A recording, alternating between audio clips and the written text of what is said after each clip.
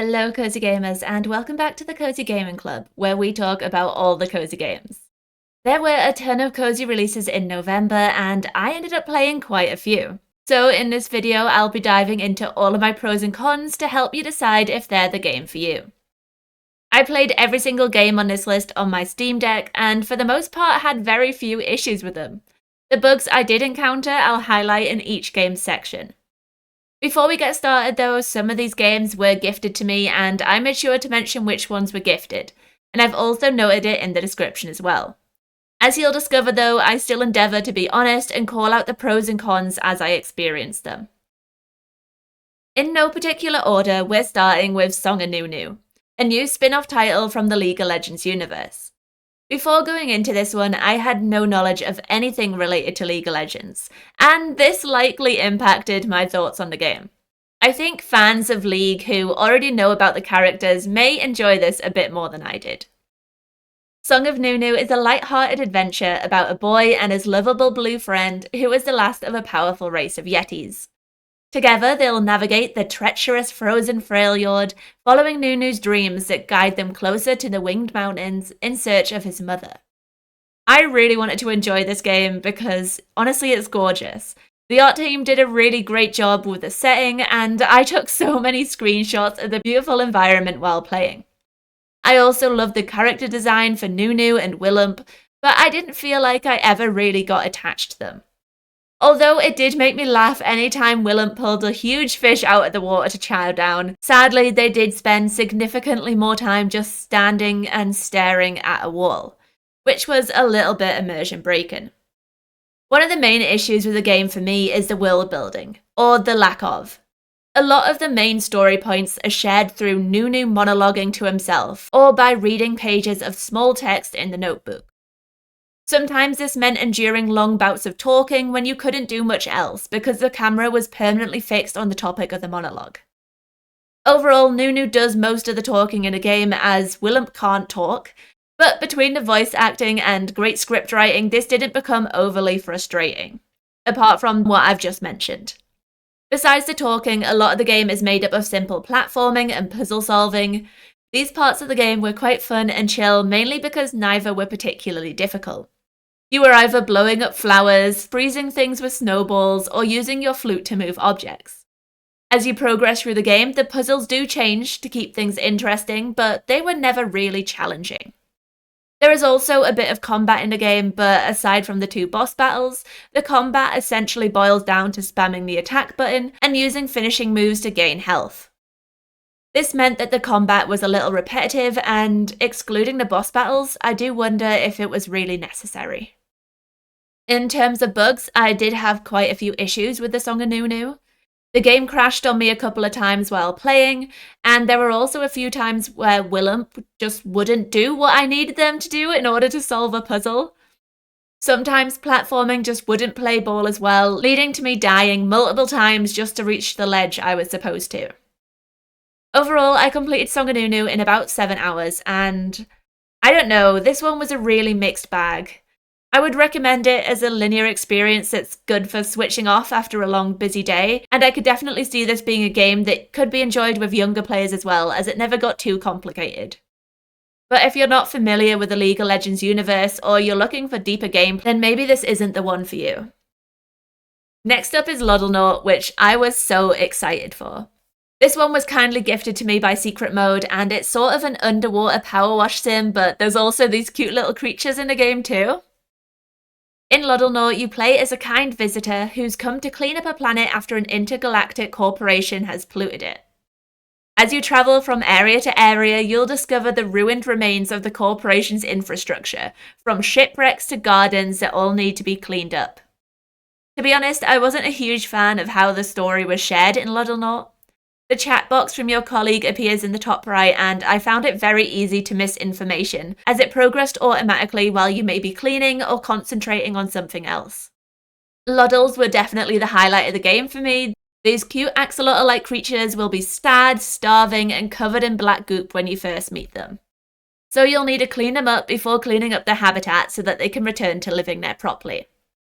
Each area in the game has its own cleanliness rating, and by cleaning up the black goo and collecting rubbish, you can slowly raise this. When it's reached a certain level, it becomes habitable again for the Loddles, but you'll need to clean each area to 100% to proceed. Once the area is cleaned, the Loddles will live there happily and can even lay eggs and evolve into new Loddle types, which was really cool. If you do want to keep your Loddles happy and healthy though, you'll need to revisit previous areas. This is because they get dirty again over time, and that dirt can transfer to your Loddles, so don't leave them anywhere. It's not safe. One of the other issues I had with this game is the lack of inventory space. This was especially annoying as there were no fast travel points until you'd finished cleaning an area, so you'd be constantly swimming backward and forward to the base to empty your backpack. These are a few of the main points, but I've also released a more in-depth review for Loddlenaut, which I've linked above. On a whole, it's a very chill and relaxing game to play, and it took me around 4 hours to complete everything. While I can't see myself going back to this one now that I've completed it, I'm sure it'll appeal to players who just want to relax and clean. This next one really surprised me, and it's definitely in contention for my Game of the Year. While it's not really a cozy game, I still wanted to include it because I was so impressed by American Arcadia. The storytelling was incredible, I was so enthralled while playing this game, and I think I played it almost all the way through in one sitting because I did not want to put it down. American Arcadia is the most popular reality TV show on the planet, and Trevor Hills is one of the characters. Except he doesn't know that. But then his colleague Gus disappears and his whole world starts to unravel. When it seems like he'll be next, Trevor attempts to escape Arcadia and reach the real world, aided by a mysterious song-playing techie. When I first started playing, I wasn't sure I was going to enjoy American Arcadia. The start is a little slow, and I thought only being able to hold right down for the entire game would quickly get repetitive. Boy, was I wrong. At its core, American Arcadia is a 2.5D platformer, but it is so much more than that. At times, you also play as Angela, Trevor's mysterious heroine, in first person as she does something on the outside to help Trevor. There are also puzzle elements that involve using Angela's tech skills at the right moment to help while playing Trevor. In some of these situations, you will die multiple times while trying to work out what the next step is, but you'll quickly respawn to try again. As I said before, the story in this game was by far the biggest selling point for me. The characters were great, the humour was very tongue-in-cheek, and the world building was so well done that even on the scenes where it was more cinematic while I watched the drama play out, I was still gripped. Having said all that, this game wasn't perfect, and I did have a few downsides that may hold it from that Game of the Year spot. First were the bugs. American Arcadia crashed on me maybe a handful of times with a fatal error message. Thankfully, I was just able to load back in and continue where I left off, but it was super annoying. Also, for a game that relies so heavily on platforming, some areas weren't optimized. Ladders in particular were the bane of my life.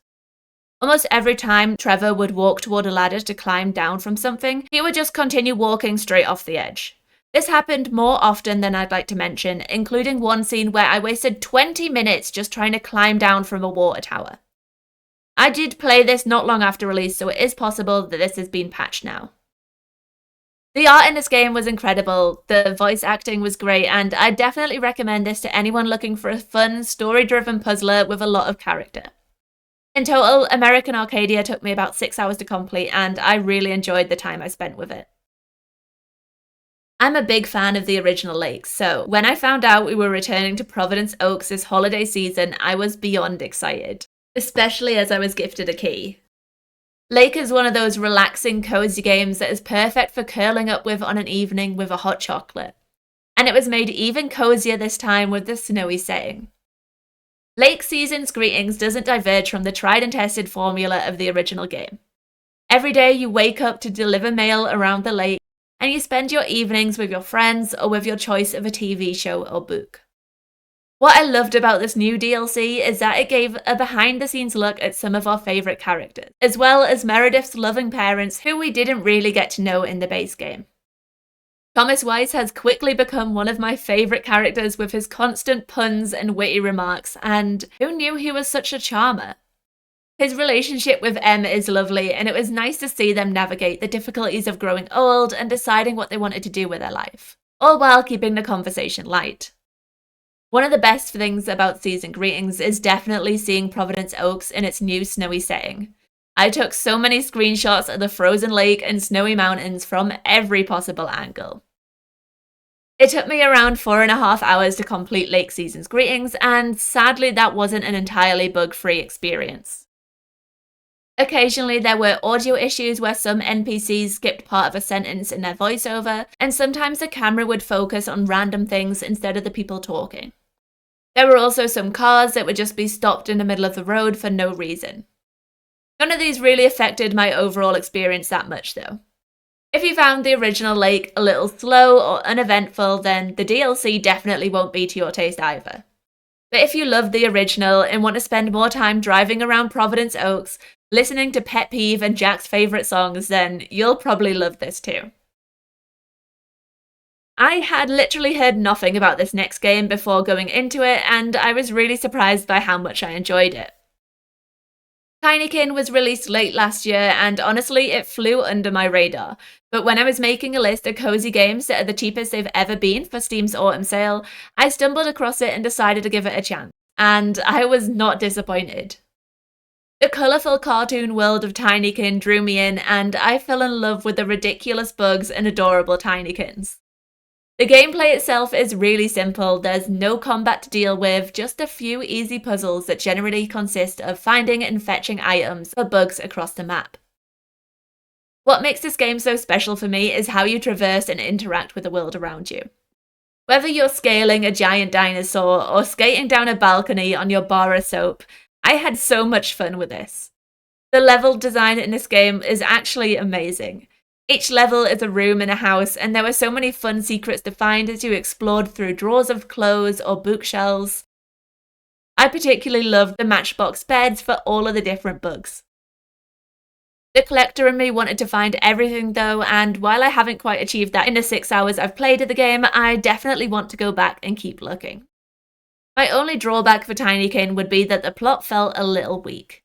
I didn't really follow the story and just knew that I needed to collect each item to build a spaceship to head back home. So that's what I did. Despite that, I'd still recommend Tinykin, especially at £8.39, which is what I paid for the game. I had so much fun exploring this oversized world. According to the developers, this next game is Stardew Valley meets Spirited Away, and essentially it's a bathhouse management game with detective elements.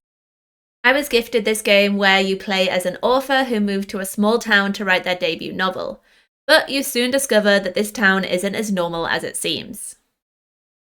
In fact, it's crawling with troublesome spirits that only you can see by drinking the town's magical spirit tea. With the aid of a floating cat spirit called Wanyan, you'll reopen the town's bathhouse to keep the other spirits out of trouble and earn a little moolah. The core gameplay will see you investigate strange goings-on around town, like plants growing in someone's bathroom or food going missing. By finding the spirits responsible and making them see the error of their ways, you can remind them of who they are and invite them to visit the bathhouse. The spirit designs were one of my favourite things about Spirittea, and I love discovering a new spirit and seeing what they turned into. Some of the designs were just so creative, and I particularly loved the bird with a house on its back. I will say that sometimes these quests can take longer to complete than you'd expect. For example, in the soup quest, you're waiting for stock to show up in the shop, and it seems completely random. I had to wait 9 days in total for the items I needed. Thankfully, there were other things to be doing at the same time, but it was still a little bit frustrating. Similarly, for Sora's quest, it can only be done on a Saturday, so if you mess up the first time like I did, then you're gonna have to wait a whole week to try again. When you're not investigating spirits, you're running the bathhouse. Management gameplay like the bathhouse is quite fun for me, and I enjoy running around and being busy in games. Trying to figure out who liked being sat next to who was a big complex puzzle that I did enjoy. My only drawback would be that as you befriend more villagers and they come to work in your bathhouse, it actually makes this part of the gameplay worse, because then you just end up being stood around and waiting for something to do. One of the major drawbacks for me in Spirittea is that you can't decorate. Well, you can in a way. You can steal items from your other townsfolk and put them in your house or in the bathhouse. But I'd love to actually be able to buy furniture and walls and floors to decorate my bathhouse and home and make them my own. There are so many more thoughts I have about this game, from how confusing the minigames are to how annoying it is that you can just drop an item without realizing. I'm on my 3rd shovel, by the way. There are also quite a few bugs as well, although the dev is working hard on patching those as quickly as they can.